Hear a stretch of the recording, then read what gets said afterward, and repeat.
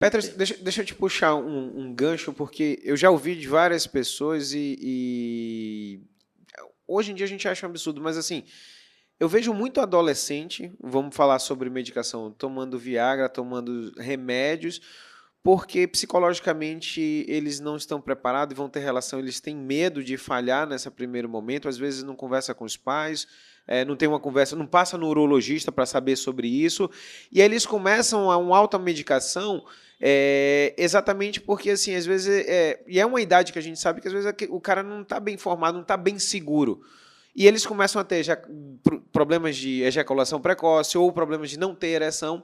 Ou, às vezes, ele sempre começou a usar remédio e ele acha que o dia que ele não tomar um remédio para ter relação, isso, pô, menino com 18, com 19, com 20, que na nossa idade, 18, 19 e 20, meu amigo, O que acontecia, não tinha problema, Jefferson, não tinha esse problema. Normalmente não tinha esse problema, mas tinha ansiedade. Todos Sim. nós tínhamos esse medo de, será que vai dar certo? Será que vai ser bom? Será que não vai ser? A diferença é que a gente não tinha remédio, né? Hoje os meninos têm. Mas, assim, a verdade, Jefferson, que é exatamente isso.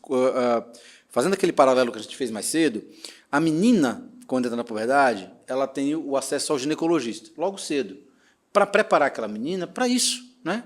Para a relação sexual, para a gravidez, né? Pelo fato de que ela já pode engravidar. Sim. Né? Então, a menina, ela passa isso. O menino, às vezes, ele esquece, porque ele já pode fazer um filho. Um dia desse eu falei para a mãe assim, ele tem 14 anos, mas tem que tomar cuidado, que ele já pode fazer um neto para a senhora. A mãe, ela pareceu que eu tinha dito uma coisa assim... Absurda. Não absurda, sabe? Parece que eu tinha revelado o terceiro segredo de Fátima para ela.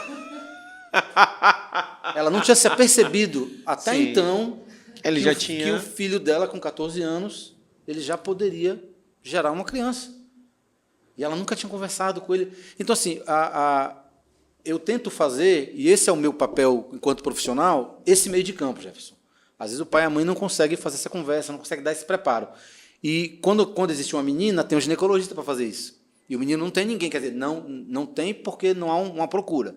Mas existe sim o profissional, né, que é o urologista, que vai poder fazer esse meio de campo, né, conversar, explicar, orientar, sempre preocupado, gente, com a saúde do paciente. Eu não estou preocupado se ele gosta de menino ou de menina. Eu não estou preocupado se ele é alto, se ele é magro, se ele tem esse desejo de ter uma relação agora ou se ele quer casar virgem. Eu não estou preocupado com isso.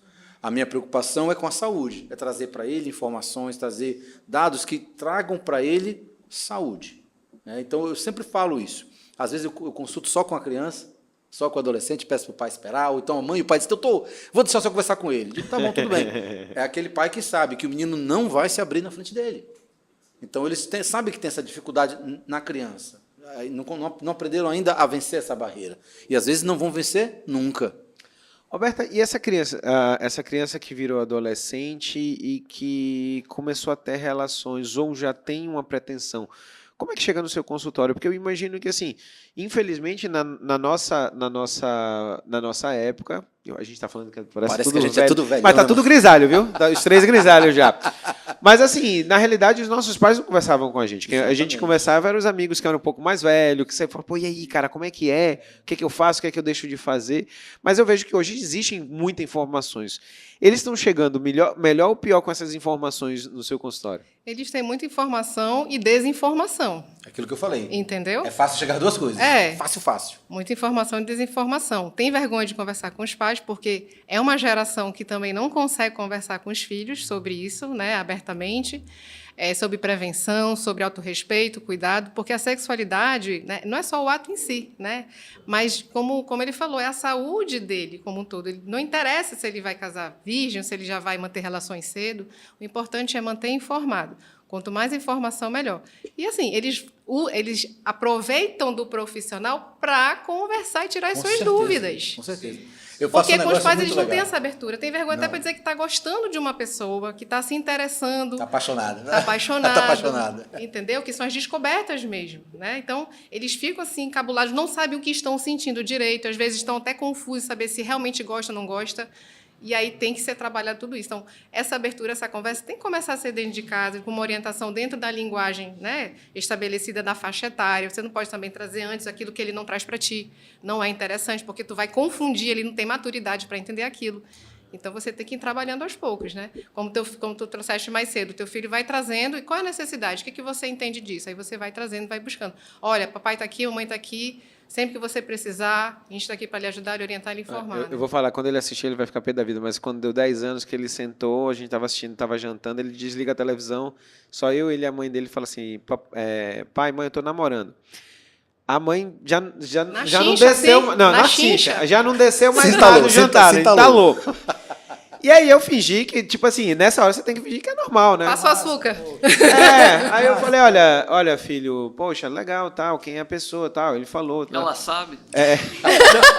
Sim. Ei, a gente isso vai chegar mesmo, nisso. Isso aí. E aí, olha, o que é, tá, beleza, mas Isso aí é vocês já comum, beijaram? Aí ele falou assim, não, pai, a gente nunca beijou, mas a gente tá namorando. Tá, tudo bem. Faz o corte, eu vou para uma reunião de pais e mestres dentro da escola e vou falar para a professora. Eu falo, olha, eu queria saber se vocês sabem que meu filho está namorando com a menina que não é da mesma sala, tá, beleza. E aí elas falaram assim, cara, é importante você falar.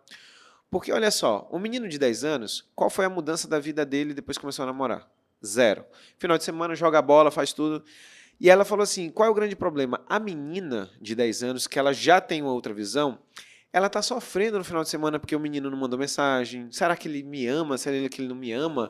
Será que ele gosta de mim? E Na saída da escola ele vai jogar bola, vai ficar com ela. Olha, a vida dele não mudou em nada, absolutamente nada. Só que qual foi o final da história? Eu vinha conversando com ele exatamente isso, os passos que ele tinha que dar. E a mãe da menina, os pais da menina não sabem, nem souberam que eles namoram, já acabaram, já namoram. Só que eu conversando com ele, como ele se abre muito comigo, e ele falava, e a Juju, na época com 7 anos, ele falando a Juju, eu olhando para a Juju e ele falando para mim, eu Só falei orelhão, a Juju. Não, eu falei assim, Juju, você faz um favor pro papai? Quando você quiser namorar, você fala pro papai? Porque olha o que eu entendi com meu filho.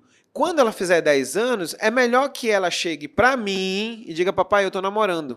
Porque a mesma conversa que eu tenho com ele, eu posso ter com ela. Eu falei, olha, minha filha, como é que é? Quem é a pessoa? E aí a gente orienta. Mas meu irmão, um dos meus irmãos que tem uma filha menina, falando assim, não, muito moderninho, não sei o que, você querer conversar com sua filha. Eu falei assim, olha só, vai acontecer, você queira ou você não queira. E se você for amigo dela, ela vai te falar. Porque se você não for amigo dela, ela vai fazer do mesmo jeito e não vai te falar nada. Ainda mais, Jefferson, que eles vivem, né, e querem estar no meio do grupo, inserido, Exatamente. né? Jovem tem isso, né? Querem ser aceitos, Se eu participantes. te disser que se eu resumir que assim, sabe que todo mundo armou, menino, 10 anos, todo mundo armou, as amigas armaram e ele começou a namorar sempre, tipo assim, eu acho que ele nem sabia que ele queria namorar. Pois é. Mas por quê? Porque as meninas de 10 anos, elas já têm uma maturidade, elas já Sim. têm. E ele, para ser aceito com os amigos, porque os outros amigos estavam namorando. Lá, né? Não, vou lá, tá, a menina topa, Faz beleza, sentido. já me disseram, deram um sinal. Onde é que eu assino aí? Estamos namorando. Onde é que eu assino? Me dá aí a caneta. Estamos namorando. Aí o E amiguinho, acabou. eita, namorando. E aí todo mundo, beleza. É. E aí ele foi sendo aceito por causa disso. E eu Sim. vi que a coisa foi meio Só armada. uma condição de comportamento Sim, ali com os sim, amigos, sim. né? E eu Às conversando vezes nem é com- nada demais. No jantar eu conversei com o mesmo, quando ele saiu, eu falei assim, olha, mais um leso que as meninas pegaram. Armaram tudo, pronto. E ele já tá lá e já tá isso aí. Isso vira um gatilho e alguns pais me procuram por isso. Petrus, ele falou que está namorando. Eu estou preocupado, rapaz, que não sei se ele vai para casa da menina, se não vai, se ela vai para lá para casa, e fica aquela história. E às vezes a gente sabe, né, que o namoro é uma relação entre duas pessoas e aquela outra pessoa pode ser completamente diferente. E os pais ficam com essa preocupação. Não sei como essa menina é, rapaz. Eu não sei se ela mora com a mãe, com o pai, não sei como é que a mãe e o pai são, não sei. E a gente fica, rapaz, calma, peraí que vamos conversar.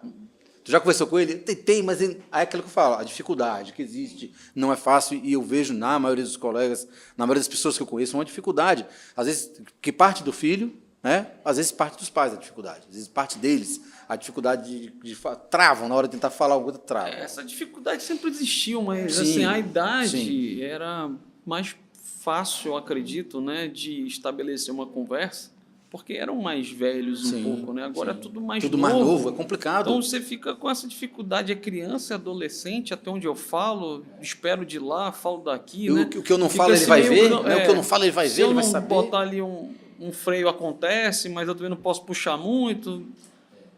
Roberta, Torna-se é um o ambiente, equilíbrio um cenário difícil. mais É o difícil de equilíbrio E lidar. Uma coisa- aquela coisa, Roberta, segure e solta um pouco.